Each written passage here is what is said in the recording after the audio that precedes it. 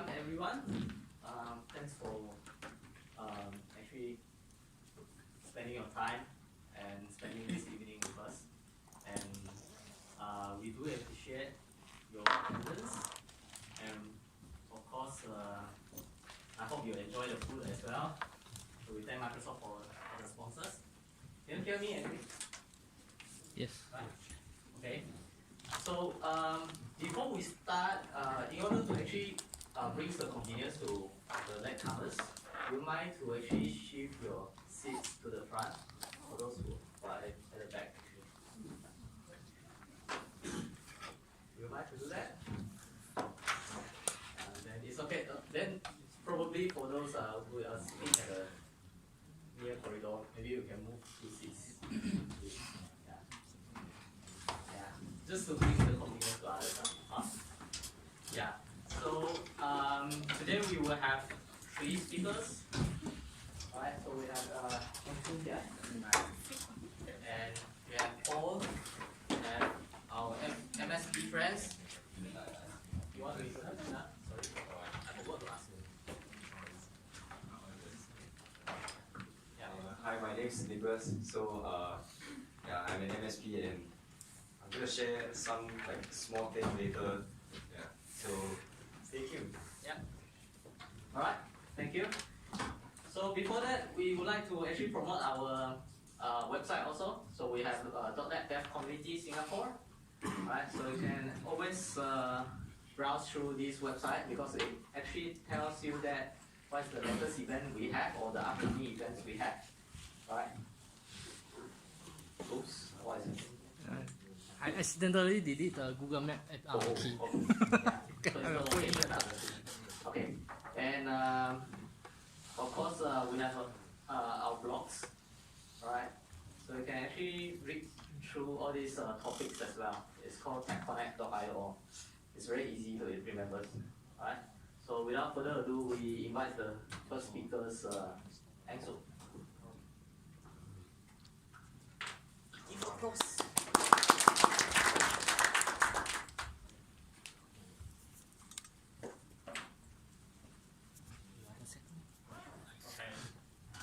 Good evening, everyone. I am Eng Soon. You can follow my Twitter and refer to the techconnect.io. Okay, I want to ask who already used the hello? Hello? Never mind. Yeah. Okay, who already used the RPA software like automation anywhere? Never? Oh God. Okay, sorry, today I will not share about automation anywhere because that one is a licensing one. There's a free version already. Free version, It's yeah, community edition. just out like 1-2 months ago. Yeah, okay. Because that one I still not so familiar with it. Okay, for today's agenda, I will tell you about what are the benefits of RPA and also what are the things the RPA do.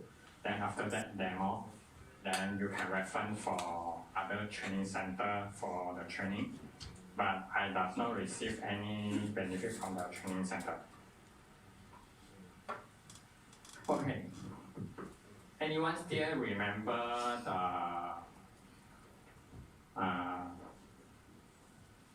got somebody they reply the SMS, do their task automatically? That I think 2 years ago, when the person I remember in the US side got somebody automate his work from copying the file, sending the email to the support. When the email say that the error, the email content inside it mention about some keyword like I need you to fix this as soon as possible. Then the project manager because he implement the automation, then he will directly send the email to the support or his software engineer. This is 2 years ago. Then and also when he OT in office, then the email will be automatically the automation software will be automatically send SMS to his wife. Say that today I am OT and also make coffee also every day morning when he reach the office. Then the coffee already at the coffee machine. Okay. For my experience, 2 years ago, one of the big 4 companies they want to hire the RPA developer, but that time I still don't know what is RPA, but I'm not going join the big 4 company. Okay. What actually the RPA can do? A lot of things they can automatically to do the task for you. For example, like copy one file to another file or scrap the data from the website. For example, like you want to scrap the data from the website and send to your colleague or send to your email also can. And also it can help you to make a calculation because every day you maybe got a lot of things need to calculate. Like for audit firm, it's almost every day, every second need to do a calculation. Why is the RPA, how it benefit for you for using the RPA? For the first thing, you need to more accurate and cost saving. Why cost saving? Because every time, like you, in one, as I remember, in a one training center, they want to migrate their existing data to a new portal. The training center they want to copy the training content to another portal. They're using around 6 months, then and hire around 10 people, 10 students to copy and paste. Every day, the student only come to office, copy and paste the file. They spend around $6,000 for the 6 months with a hire of 10 students. Only just do copy and paste. But at the end, they still found out the data is inaccurate. That's why now you have a RPA software for you to do the automation.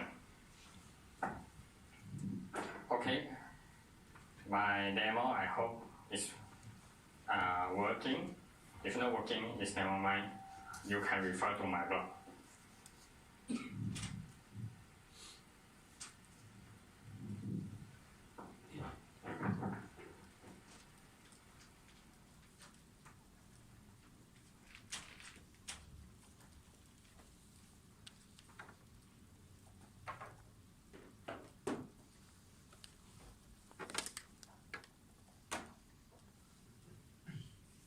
Oh, okay.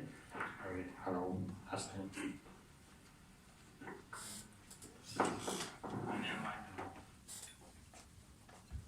Okay, I hope you can hear from me. Okay, first I want to grab to launch the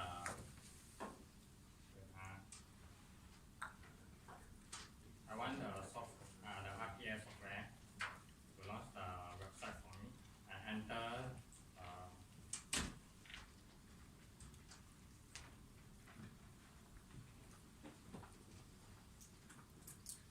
I want it and automatically enter the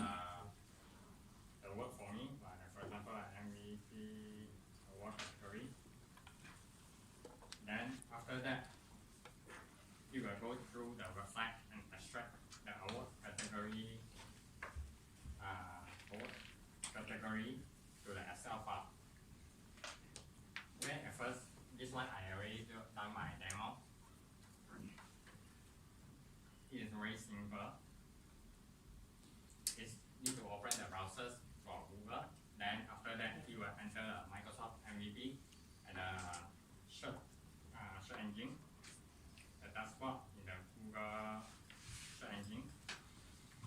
Then after that, it will automatically go to the MVP award category UIPath. Just extract the data from the table. Then after that, it will automatically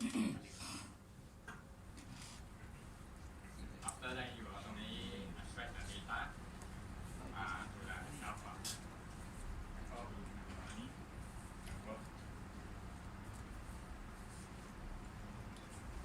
And that's one.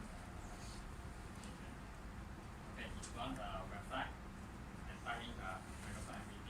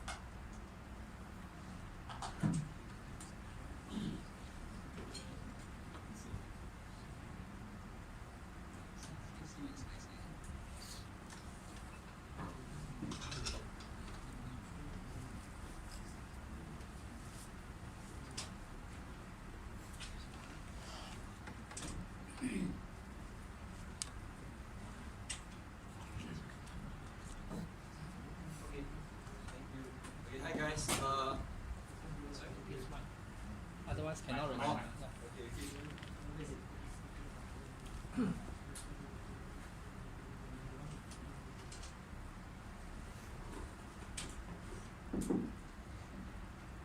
you hear me, right? Okay, so hi.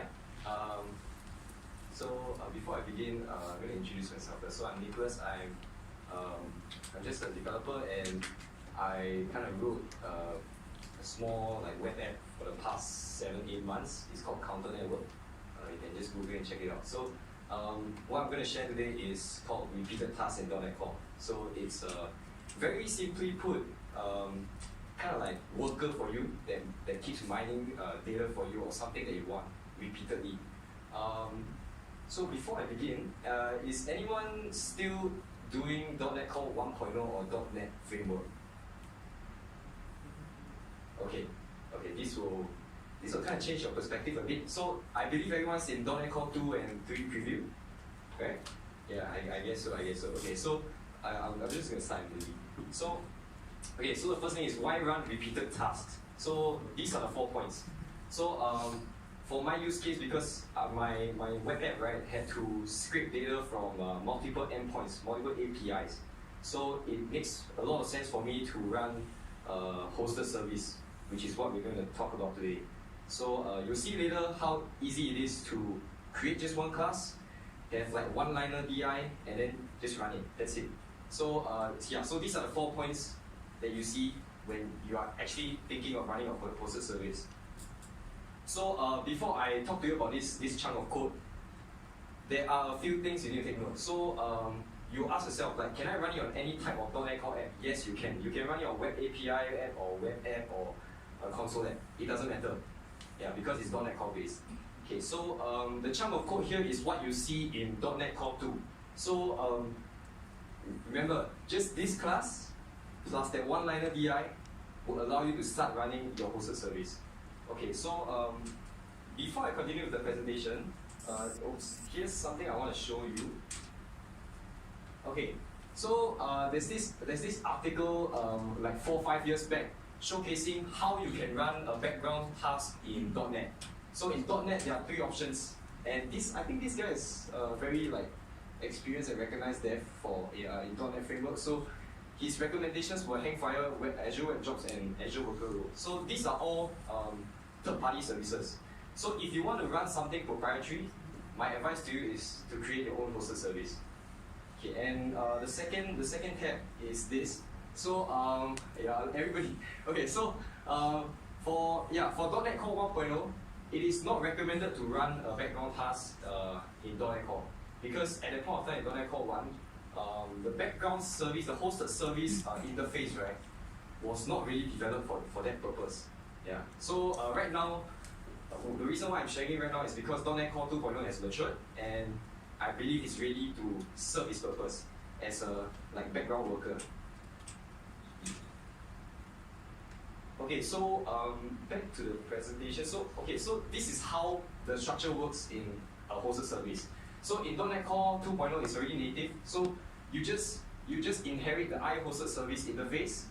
What it does is that it will force you to have 3 methods. So start, stop, and I think dispose if you have an iDisposable extension. So if you do that, you immediately have your hosted service structure there. So I'll show you in a little bit how it looks like later in code. And then there'll be 2 versions. The first version is just a demo. The second version is like a real working code chunk that does a lot of things. Okay, so let me begin with this. Okay, so if you look here, this is the demo hosted service. So I'm just gonna run it and just gonna let you see what happens here. Okay, you just need to look at this chunk. So it will just so I have a write line saying that it's gonna output the where is it? Yeah, it's gonna output the time of the day. Oops, it's not running.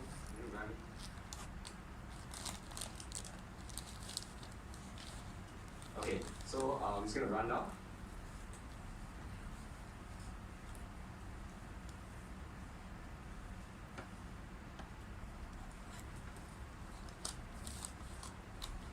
Okay, Okay, so yeah, so basically it will run for as long as you want it to be. The moment you toss I think, yeah, so there's this thing called cancellation token. The moment you toss a cancellation token to the hosted service, you stop immediately. Yeah, but I'm not showing that today. What I'm showing to you is just how it works right now. So, okay, so basically the way it works is that apart from having a hosted service class, you need to DI, right? It's actually like that, just like that, like line 32. Add hosted service, that's it. So the moment you add that, and the moment you add you create your class, you're good to go. And one question is how would you want to DI, like how would you want to inject your other services, right? You can actually do it this way. So this is an actual like working service. I'm going to zoom in a bit. So all you have to do is just have your own constructor and then start injecting your services in with a service provider. Yeah. So after that, you'll be able to run the tasks like just like that. Yeah. But I'm just going to show you for a quick while how it works. So and this is a very big project. Not really sure if it will run on this laptop.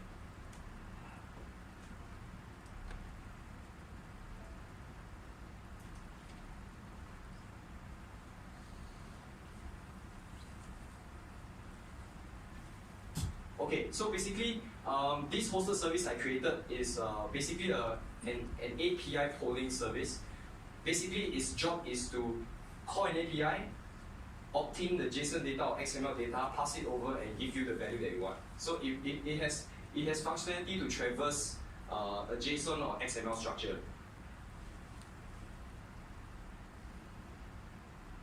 Okay, I think I created a simple UI here, so you can actually see the data working through immediately after like 5-10 seconds.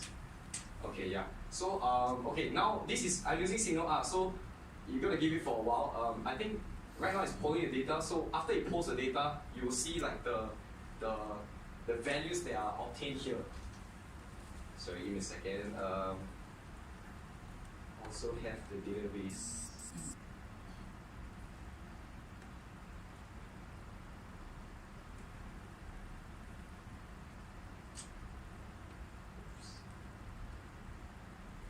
Okay, never mind. But anyway, it's showing. So basically, right, that's how it's capable of passing data. So for me, I'm just doing strings. So yeah, and then like I'm just using the front end to convert the strings into values and whatnot. So basically,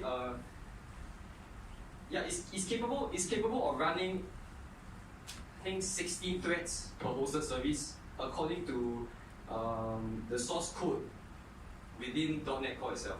I think you need to go and like look through the .NET Core source code if you really want to optimize your .NET Core project for hosted services. Yeah, so I'm not really sure if I can show you the database, but oh yeah, I can. So basically, right,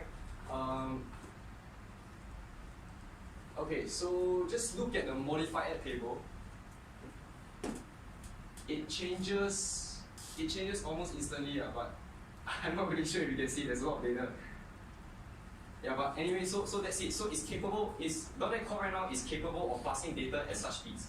So I really recommend you to take a look into it if you're interested in creating a background service like web project. And I guess that's it. And there's actually the demo project is actually on my GitHub. I'll just share my GitHub link, my GitHub project link on the Meetup app later. Yeah, thank you. If there's any questions, you guys can toss it out now. Yeah, I'll be happy to answer. Nah, nothing. Okay, that's all. I'm good. Thank you.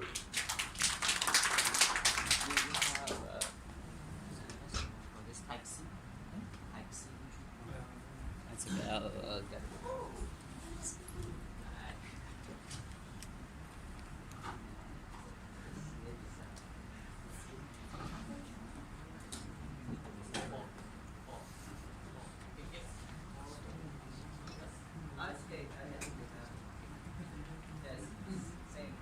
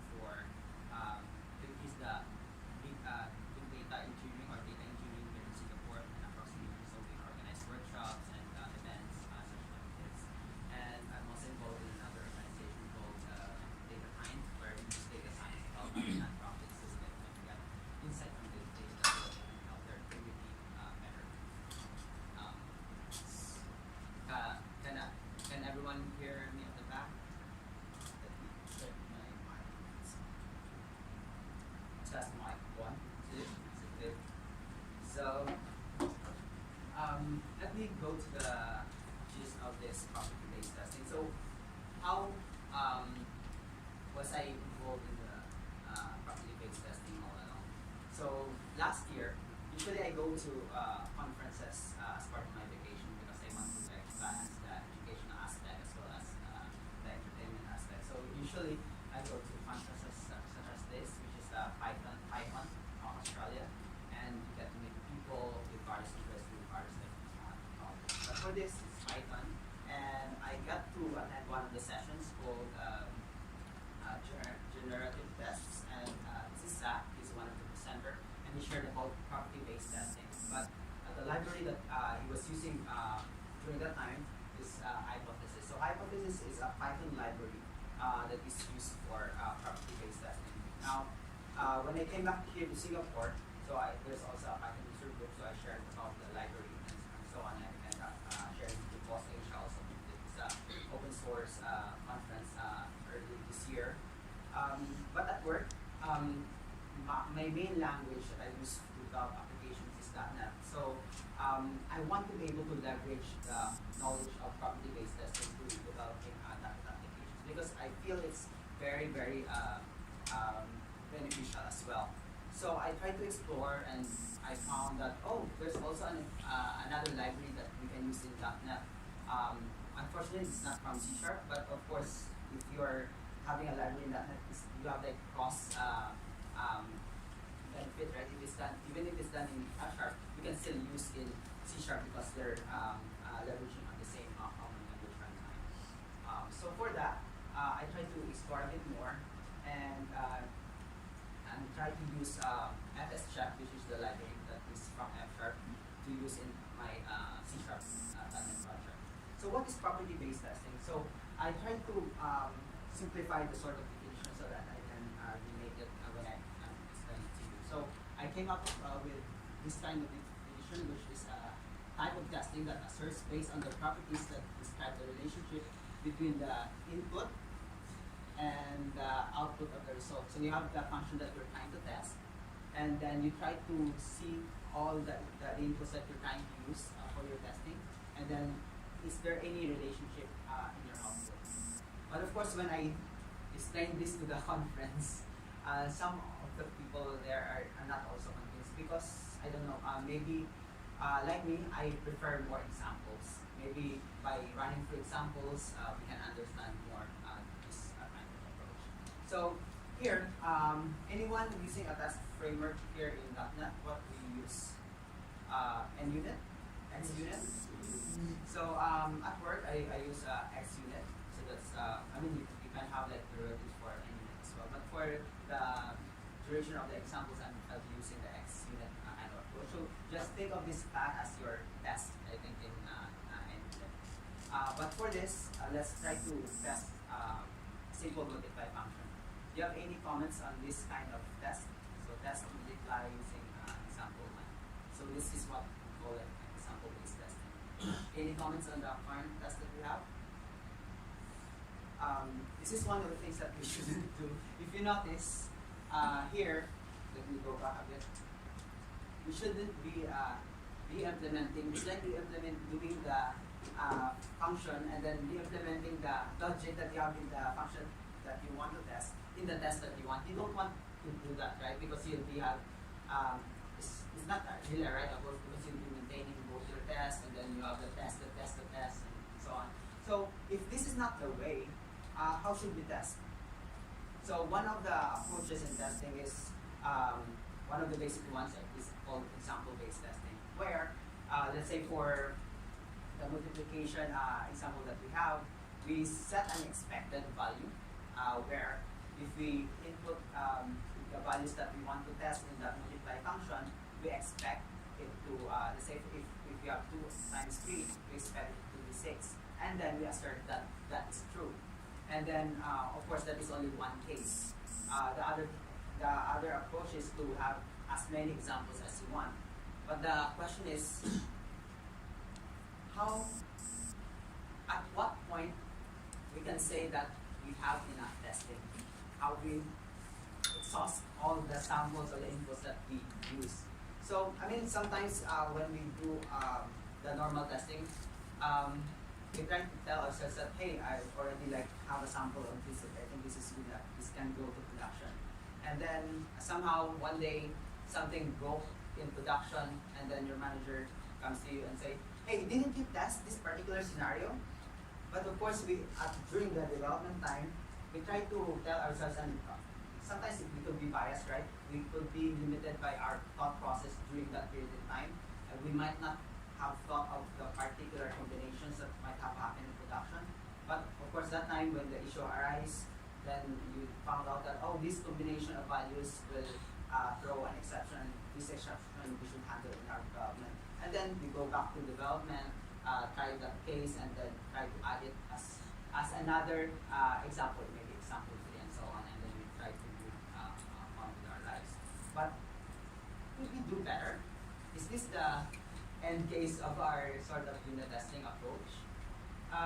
Perhaps maybe we can do it a little bit better in terms of refactoring. Maybe instead of a huge chunk of unit tests of several example-based tests, we can parameterize it so that we can have like the common logic in place. Here, like factor 1, factor 2, and the expected output, and then just input all the inline data on top as an annotation. I mean, that simplifies the code, but we're still stuck in the question that the inputs that we're using for our testing is quite limited, right? Who knows, one day in production we have like another combination again that fails our method, right? So that's another concern. Although we are improve it a bit using parameterized tests.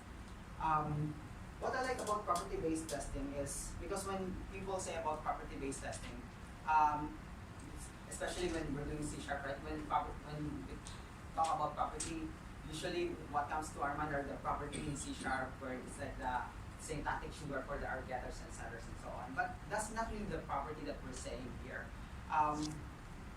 The property that we're trying to infer is, let's say when we were in primary school, they taught us about the properties of multiplication.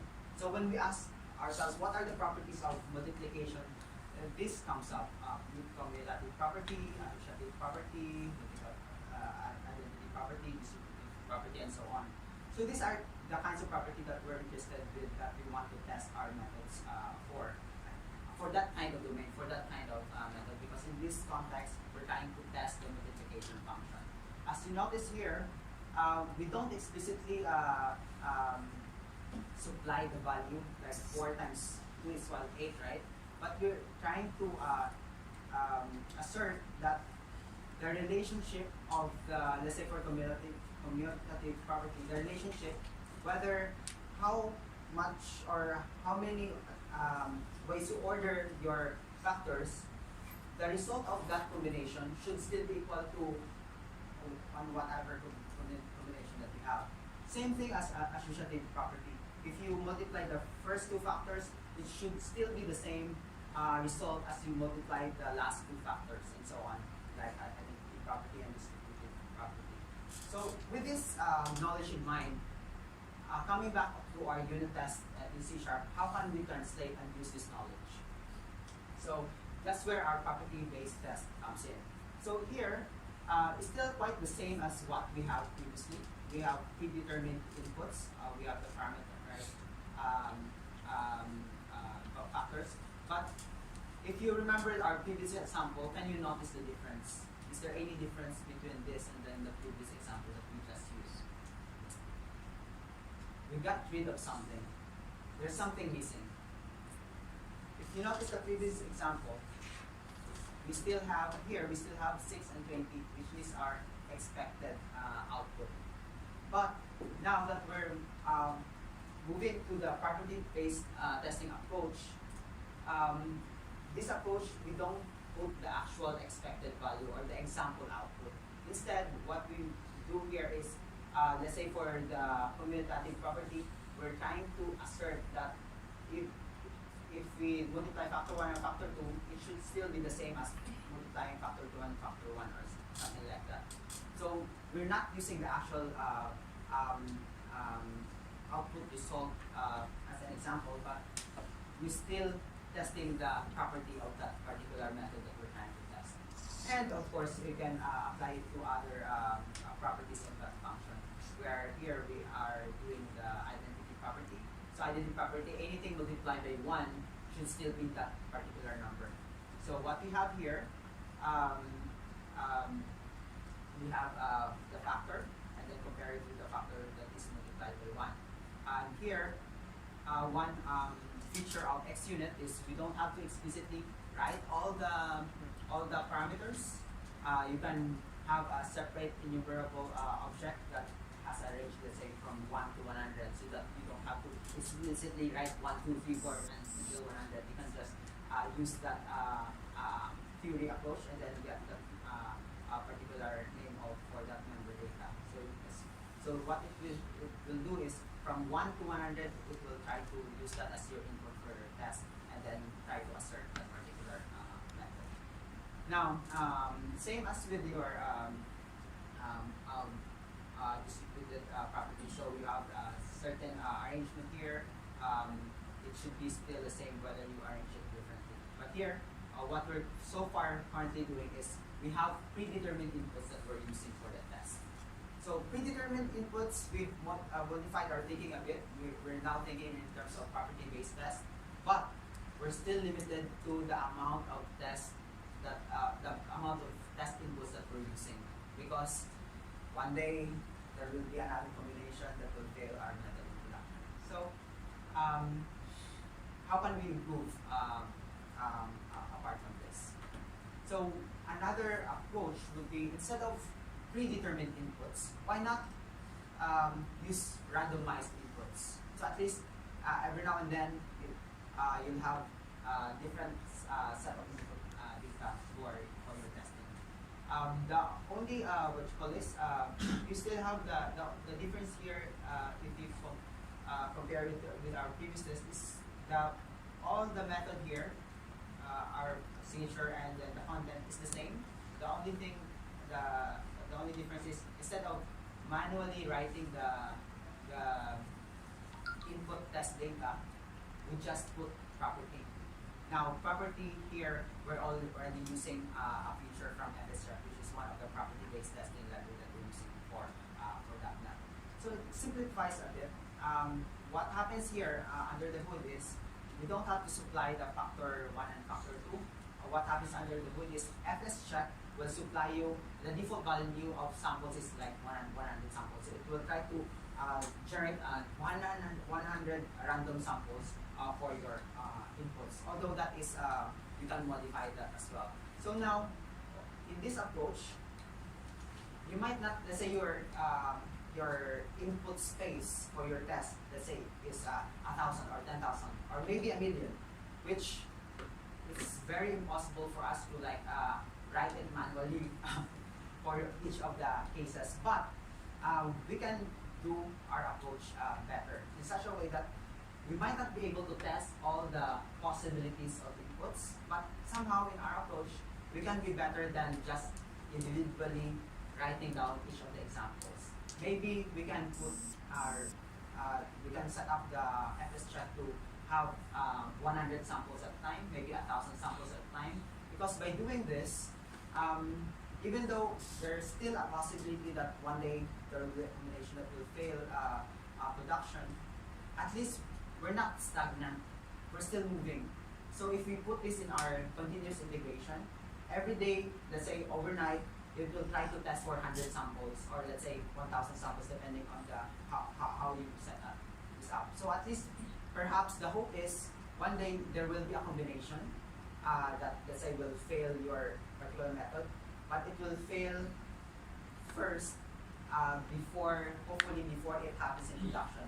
And if that happens, that scenario is you discovered a defect way before it happened in production, and that gives you the time to maybe, oh, there's a combination that fails this, then I need to go back to my development and then try to add that as a explicit test in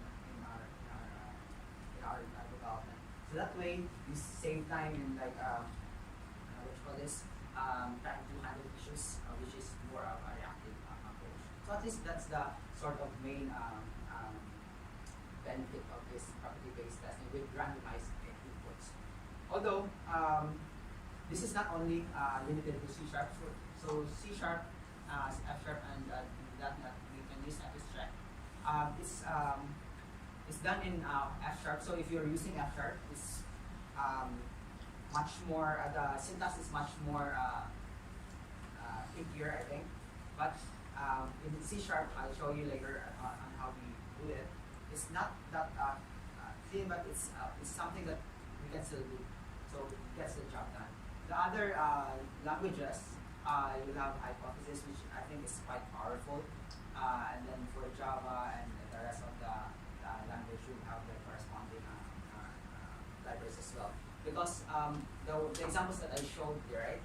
Because maybe some of you would think that, hey, why can't I just write my own library, right? That's usually the software development mindset, so that we can invent our own and then have our own ownership on our libraries. But think of the open source landscape, because all of these libraries, a number of people have already have this thought process on how this can be improved. So by checking these open source libraries first, you'd be sort of helping the community. So maybe these libraries are not perfect, so there are some gaps. Maybe you can check out and then send a pull request so that if you put that feature in or put that fix in, it not only benefits you, but it benefits the whole open source community as well. So I'll show you a bit on how I set up using the .NET project that I have. So at least when you go back, you can try for yourselves as well. And in terms of time, I think we still have time, right? Let me just switch to Visual Studio. Anyone here tried the latest Visual Studio already? Visual Studio 2019. It's a very nice improvement as well. I also tried C#8, although C#8 I think is still in beta, but you can already use it in 2019. There's a setting there where you can use .NET 3.0, also I think it's still beta, but you can leverage up the existing features like the index and range, which is I like the new C# version as well. So I'm going to create a project. So here it immediately shows me where it's done. And then here, I'm going to create a .NET Core library. So here, when I type core, I can see all the core related libraries. So here, I'll just put class library .NET Core. And here, property based testing demo 1. And then I'll just put maybe one of the stakeholders like here.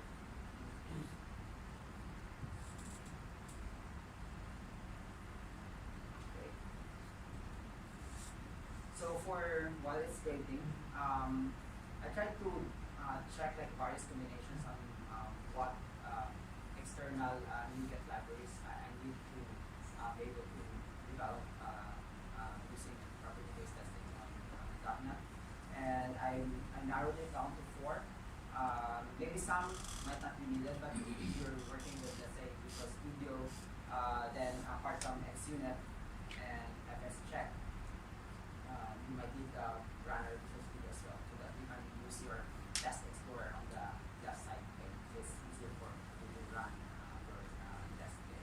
And then you also get that test SDK, which I think I tried to search and ask myself why is this needed. And somehow some of the forums said that I think Austin makes use of it or something, but I didn't really follow it. So these are the minimum set of media features that would be needed in order to set this up.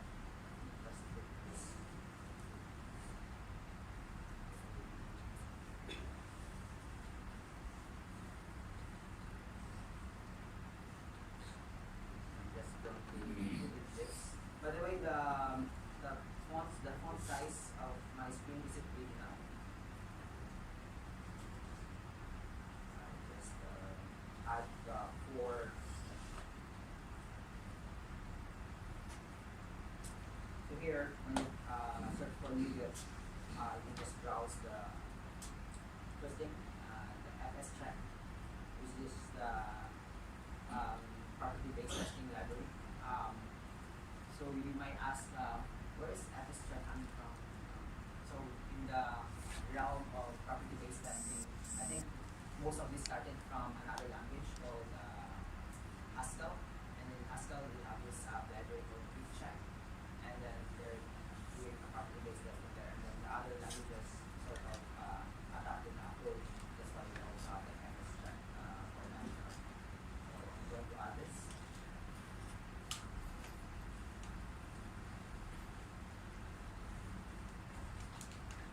By the way, as I'm installing and explaining, if you have any questions on topic of your head, just let me know and I can sort of address them while restoring some libraries.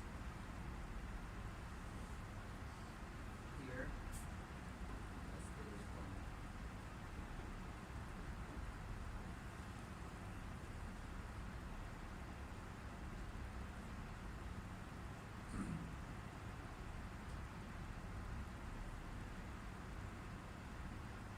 Let's check and then X unit.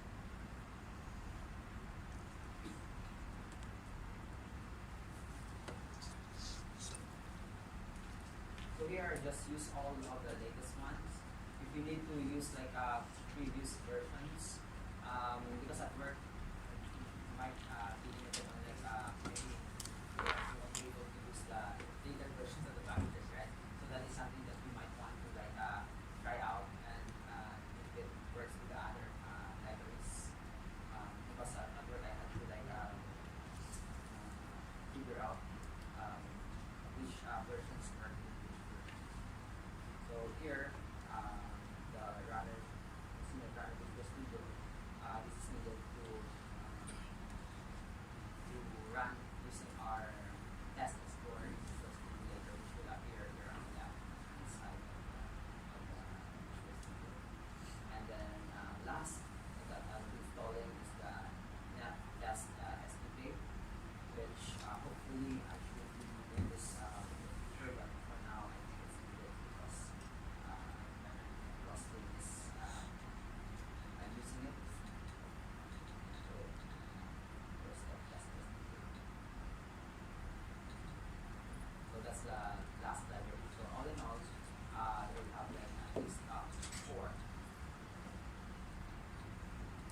That's Let me just do this.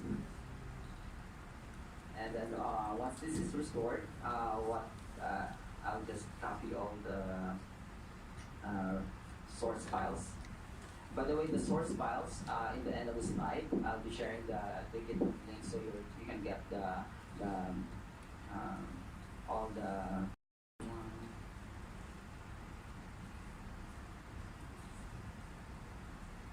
So I've tested this a while ago, and it was working. Hopefully,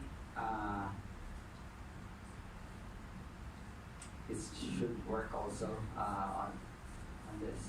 Let me just so I just kick off the build, just do the initial build,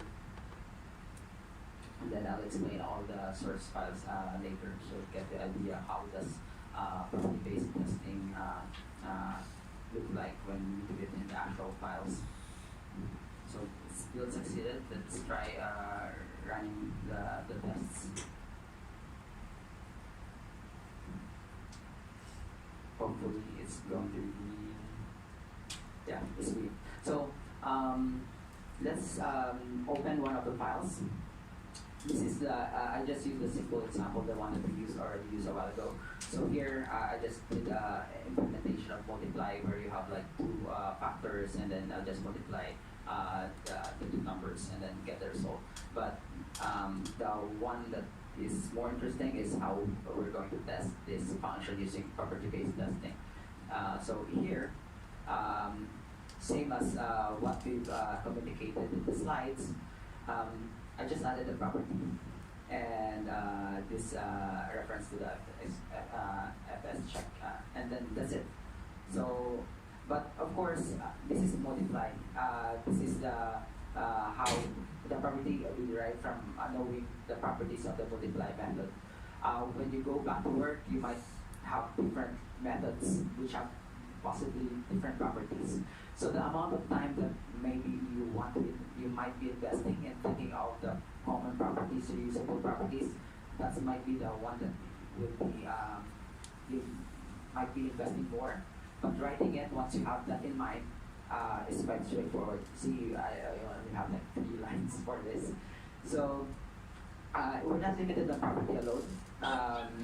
If you want to like let's say the default number of samples is 100, but let's say I want it to be like 200. So I'm going to just do max test to 200, and then I'll show you later that it's using 200 samples.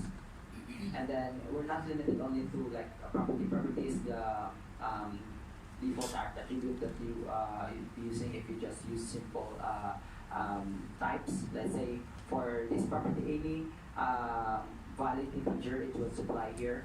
But let's say you have your own special types that you're going to use for your test, then you might want to consider a custom property. For custom property, let me just show a bit on how it looks like. It's your own class, you derive it from property attribute. And then in that property, you'll write all the custom types that you want to use for that. So let's say if you have a custom integer, and for the integer that you supply as input, you want to limit it from, let's say, negative 100 to 100, then you can have an arbitrary property for that, and then you use the class as a type in that list. And let's say you have a list of characters. Let's say the characters that you want to use are only from A to Z.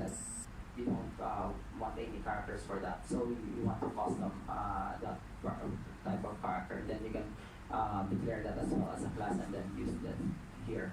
What will happen is when you go back to your test, if you use that custom property, if you have the integer here, the input values that will be supplied to all your integers will be only limited to what you've declared or set up in that custom property. So this gives you the flexibility of having what you call this generated the values from that particular input data. Although if possible, you might as well, since it's a generic int, right, you might as well test for all possibilities of int, because who knows what happens in production, right? But these are cases only if you really need that flexibility, it's there. So that's a custom property. And let's say, how does it look when we run the tests? So here, I'll just open the arithmetic test. So we have like attribution property, cumulative property, which is like one of our tests here. So if I double click this, I'll just run it. So it's currently running. And as you can see here. So once that is done, so test started, and test finished. So if I just drag this up, there's an output here. It will show, okay, passed 100 tests. Later on, I'll show you when I debug like what sort of values it is trying to use. You remember a while ago we modified one of the property to make it 200. So let's show that and try to use that. That's the identity property, right? So I'll just run it. And they're running. Run the selected tests. So our expectation here, since we've done like 200, it should also use 200 inputs for your test. So is test finished? Let's do output. As you can see here, okay, passed 200 tests. But it doesn't give me a lot of information. I want to know like what are the values that it used for testing. Alright. Well, it's Visual Studio. It has like debugging properties and so on. You can always like do a breakpoint here, and let's do it run from here. So you have run and debug. Let's say debug, and hopefully I'll get debugger window, local window.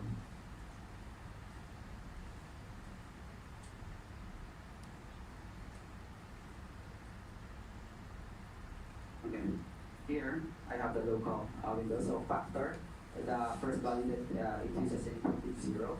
That's the randomized input, and let me just press F5.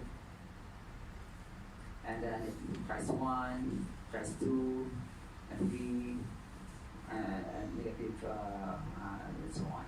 So it will try to prove the random numbers, but hopefully there will be a combination, especially if you not limited only to one input, but let's say you have like 5 combinations, and then inside your method that you're testing, you have like several if statements, and you have like complex logic there.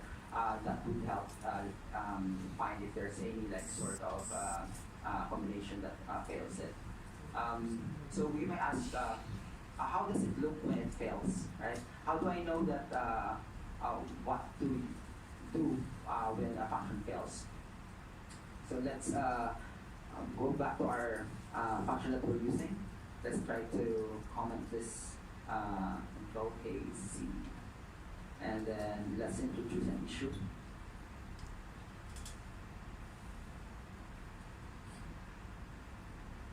Control A-U. And then here is the same thing. We're still doing the X and Y. It's just that if the value is -10 or for some reason Y is 10, then we throw an exception, just in case, just to demonstrate that what happens if there's an issue. And then let's try one of our cases. Let's say associative property. Let's run it. Hopefully it will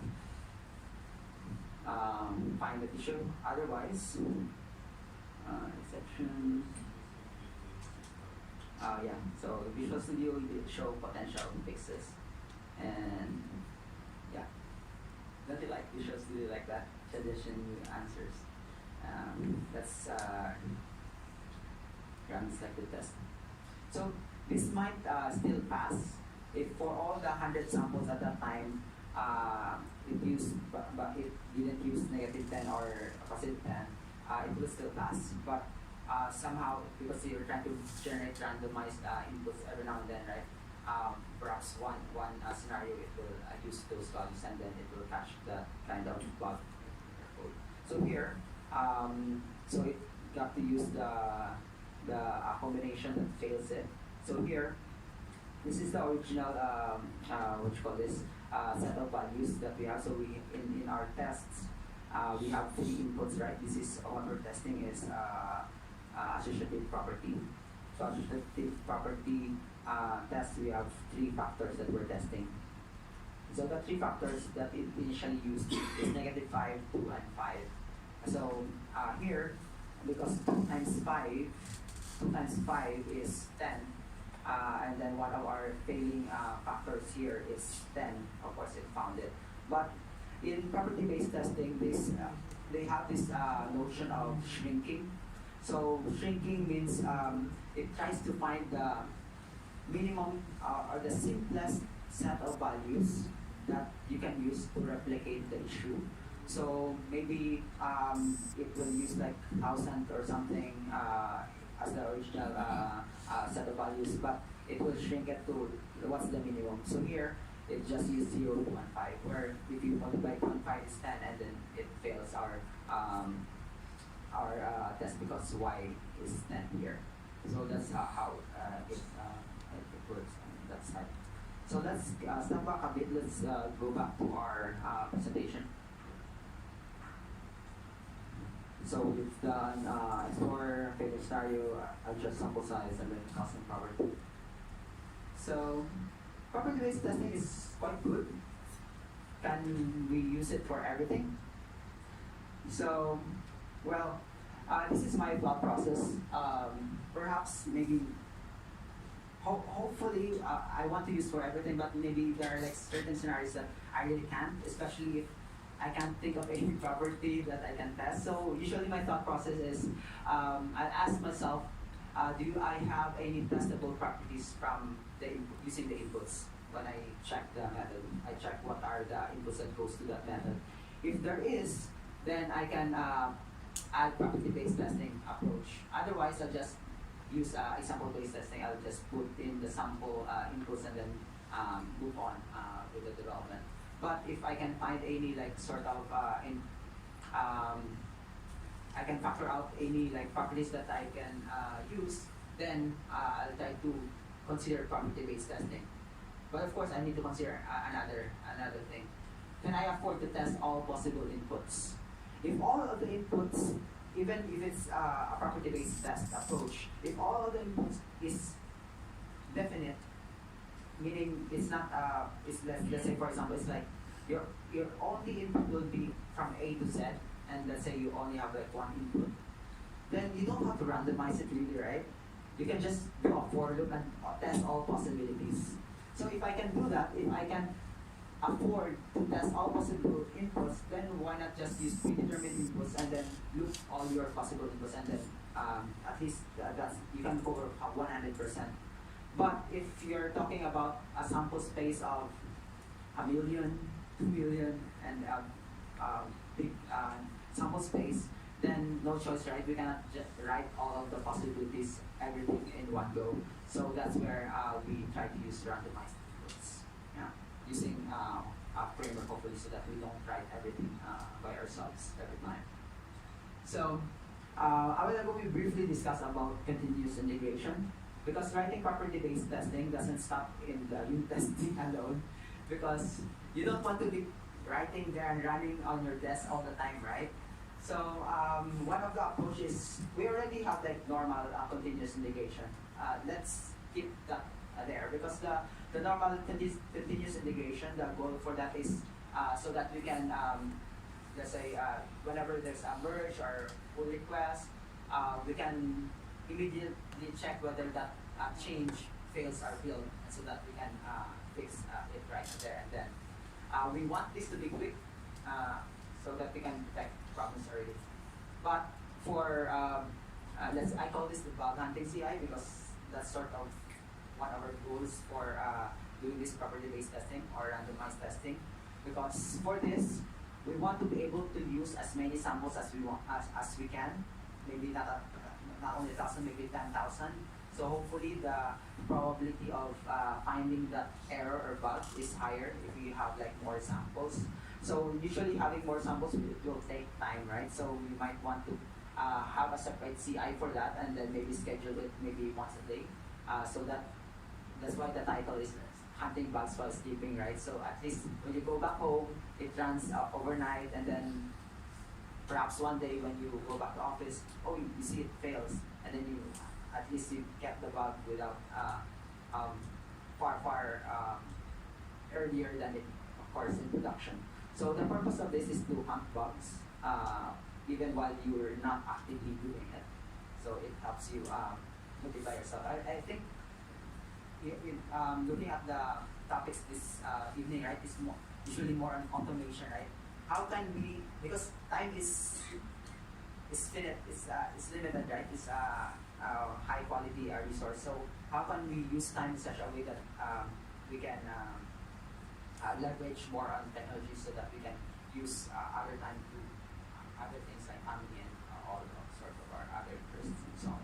So that's why we have normal CI, bug hunting CI to do the stuff that we need to do, but we don't have to do actively, so that we can use the time on other things.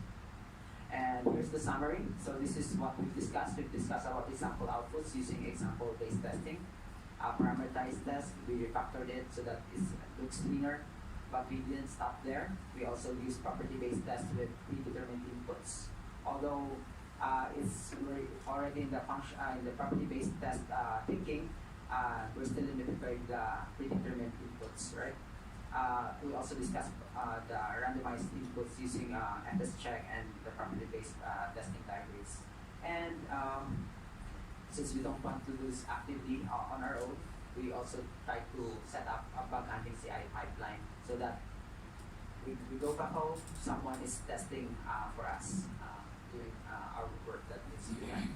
So this is I did not a talk for this, but I used the HostedServices library. This is the Python version of the talk. If you want to check that out, this is the video talk on Python property-based test. And demo for the source code that I used just a while ago, you can find it in my GitHub. And if you have any questions, you can feel free to ask, or this is the end of the talk. So,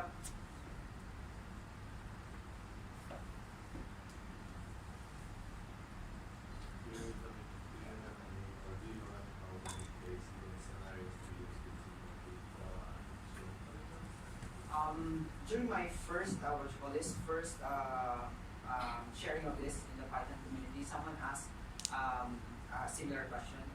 Usually for AI, right?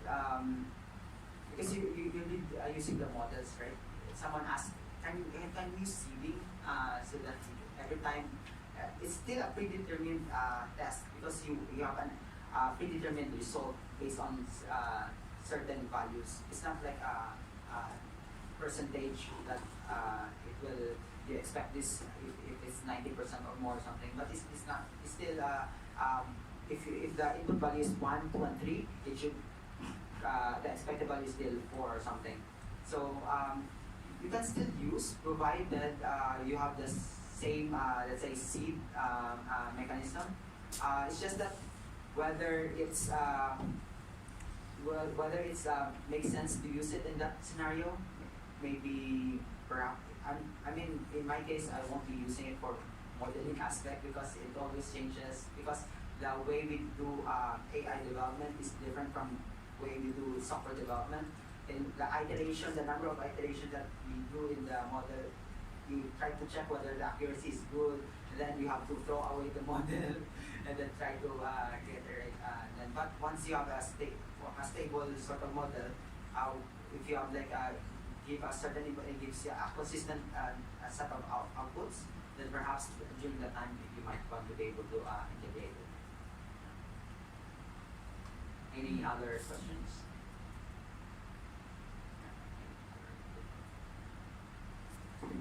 Thanks everyone. Thank you.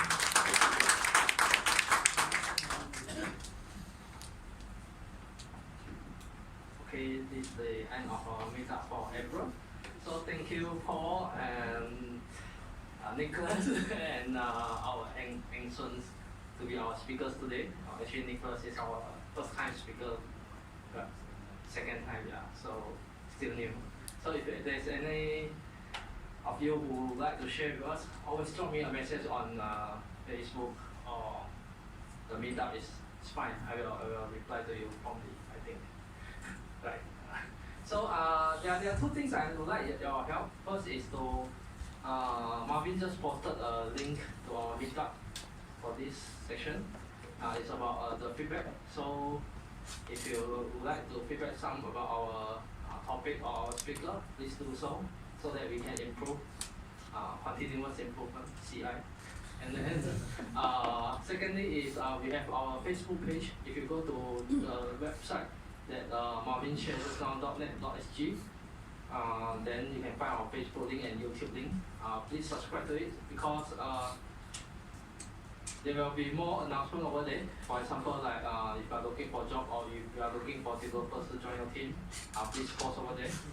And I think I received a message from one of you asking to post a job. Yeah, if you would like me to help you to post a job, I will be very happy to do so. So I will post on our Facebook and Meetup also. Yeah, so please join our Facebook and YouTube. Then for next month, I'm still applying for the venue for our Meetup, but it's most likely to be on 16th of May, which is Thursday night. Okay, so actually I'm very happy to see all of you today. The turnout rate is actually quite high. Thank you very much again, and finally thanks Microsoft for the place again. Oh yeah, okay, let's try something new. Okay, so let's take a photo. Okay, fine. Let's take a photo. Oh, you want to? Okay, yeah. Just say hi to Marvin. Yeah. Yeah. Squeeze in. Thank you. Yeah.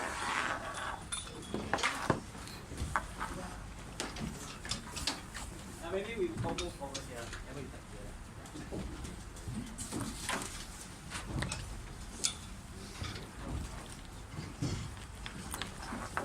I will go in France.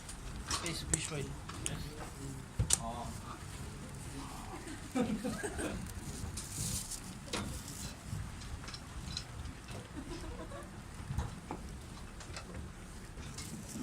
Serious.